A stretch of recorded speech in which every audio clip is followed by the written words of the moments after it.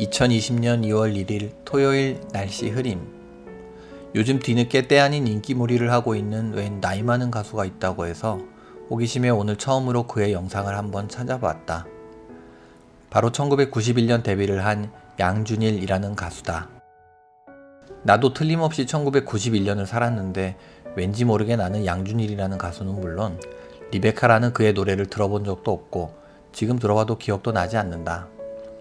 그의 노래를 들어보니 91년도에 이런 노래를 했다니 꽤 용감했군. 그 당시에 내가 좋아할 만한 노래는 아니었구나. 그게 내가 양준일이라는 가수를 기억하지 못하는 이유다. 그가 무대에서 보여줬던 춤은 지금 봐도 전혀 29년 전의 안무라고는 보이지 않을 정도로 나름 괜찮지만 만약 그 당시에 내가 그 춤을 봤다면 좀 이상한 친구구나 정도로 생각했을 것 같다. 그랬던 그가 얼마 전 한 방송사의 프로그램에 출연한 것이 계기가 돼서 미국에서 서빙하면서 일하던 직장까지 때려치우고 한국 연예계에 컴백한다는 기사를 보았을 때에는 아유, 또 불쌍한 사람 하나 누군가의 꼬임에 넘어가서 인생 망치겠구나.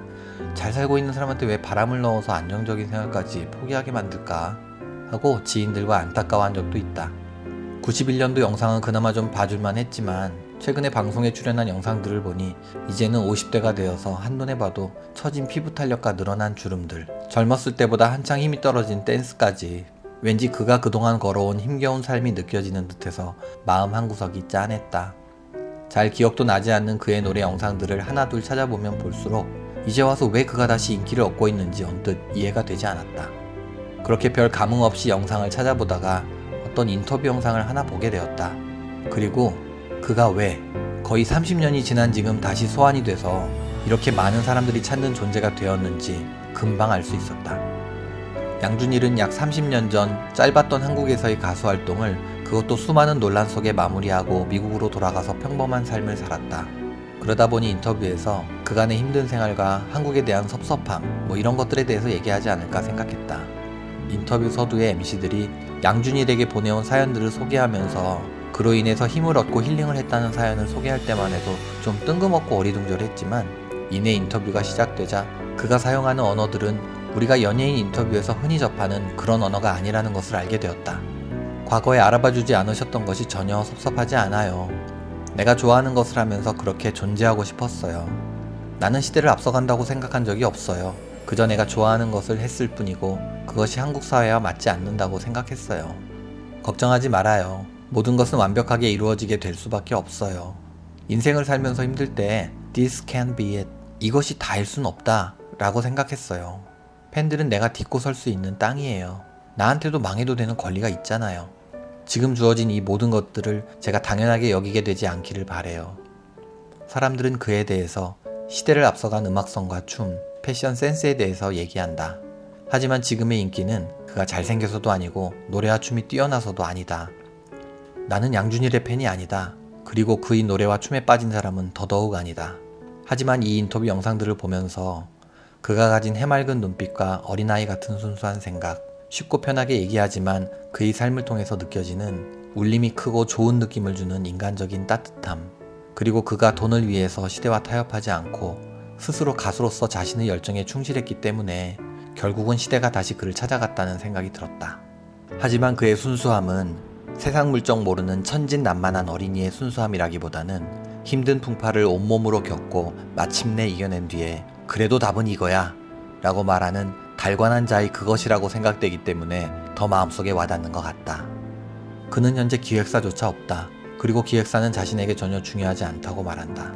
왜냐하면 지금 그의 상황 자체가 그런 자본과 공식으로 만들어진 상황도 아니고 그런 것이 자신과도 맞지 않기 때문이다. 그를 지지하고 찾아주는 팬들이 존재한다면 다른 어떤 것도 필요하지 않다고 말한다. 사람들은 성공하기 위해서 나름의 공식이 있다고 생각한다. 연예인들 역시 성공하기 위해서 크고 영향력 있는 기획사가 필요하다 생각하고 우리는 멋진 외모를 가지거나 좋은 대학을 나와야 좋은 직업을 가질 수 있다고 생각한다. 유튜브에 보면 수많은 공부법과 돈 버는 법, 유튜브 채널 키우는 법 등 나름의 공식들이 넘쳐나고 있다. 수많은 병원들 역시 블로그, 카페, 이제는 유튜브까지 착실히 그 공식에 따른 마케팅을 펼치고 있다. 하지만 본질에 대해, 원칙에 대해, 그리고 진정 내가 원하는 것에 대해 말해주는 곳은 그다지 많지 않은 세상이다.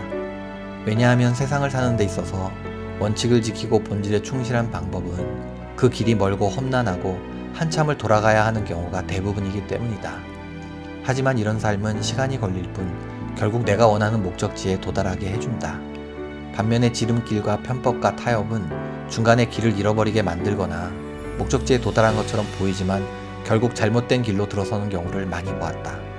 만약 그가 자신의 본질을 잊고 시대와 타협했다면 아마도 지금은 이도저도 아닌 가수로 그렇게 잊혀져 갔을 것이다. 양준일이라는 가수가 스스로 가수로서의 열정에 충실했기 때문에 다시금 시대가 그를 찾아낸 것처럼 우리가 각자의 본질에 충실할 때 언젠가는 시대가 숨어있는 우리를 찾아낼 것이라는 희망을 많은 사람들이 그를 보면서 갖게 되었으면 좋겠다. 그가 가수로서 노래와 춤으로 얼마나 더 오래 인기를 지속할 수 있을지는 솔직히 잘 모르겠다. 하지만 재치있는 입담과 눈여깃감으로 무장한 요즘의 수많은 연예인들 사이에서 그가 갖고 있는 순수한 매력을 좀 더 오래 볼 수 있으면 좋겠다는 자그마한 바람을 가져본다. 그리고 크고 화려한 수많은 병원들 사이에서 작지만 원칙을 지켜나가는 의사로서 본질에 충실하게 살아가겠다는 작은 나의 소망도 스스로 약속하고 다짐해본다. 밤이 깊었다. 이젠 자야겠다. 오늘아 수고했어. 내일 또 만나.